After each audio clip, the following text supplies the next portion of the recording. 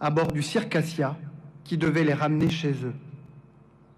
Une deuxième fois, arrivés ici dans le camp de Tiaroy, ils protestèrent à nouveau et refusèrent de regagner leur foyer avant d'avoir reçu ce qui leur était dû.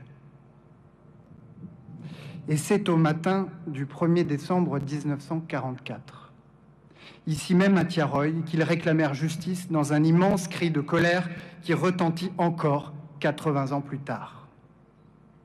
Un cri de colère que la France réprima dans le sang en ouvrant le feu sur ceux-là même qui avaient risqué leur vie pour qu'elle puisse être libérée. Rien ne peut justifier que des soldats de la France aient ainsi retourné leurs canons contre leurs frères d'armes.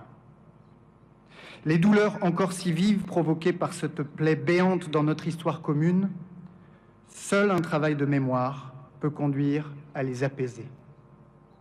Il n'y a pas d'apaisement sans la justice, et il n'y a pas de justice sans la vérité. La vérité, l'histoire et la mémoire ne sont pas des postures, mais des processus portant une part de complexité devant lesquels nous ne devons pas reculer. C'est pourquoi la transmission des archives a été décidée en 2014. C'est pourquoi la France a accueilli une mission d'étude des archives que vous avez mandatée, qui contribue aux travaux du comité dirigé par le professeur Mamadou Diouf. C'est la raison pour laquelle le président de la République vous a écrit, Monsieur le Président, pour vous dire que la France se doit de reconnaître que ce jour-là s'est déclenché un enchaînement de faits ayant abouti à un massacre.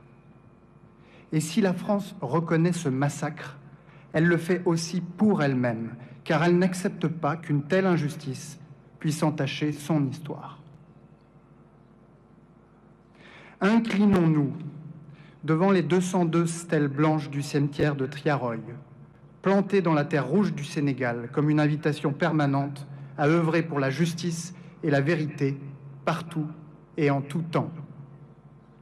Puisons dans ce travail de mémoire et de reconnaissance la grandeur d'âme, le dévouement et la dignité de ces hommes, de ces témoins du monde nouveau qui sera demain, que célébrait Senghor.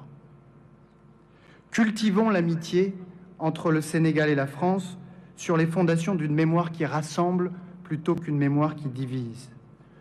Monsieur le Président, vous avez posé avec le Président de la République, le 20 juin dernier à Paris, les bases d'un partenariat renouvelé, fondé sur le respect mutuel au service des intérêts réciproques de nos deux peuples, unis par des valeurs démocratiques partagées et une relation d'amitié.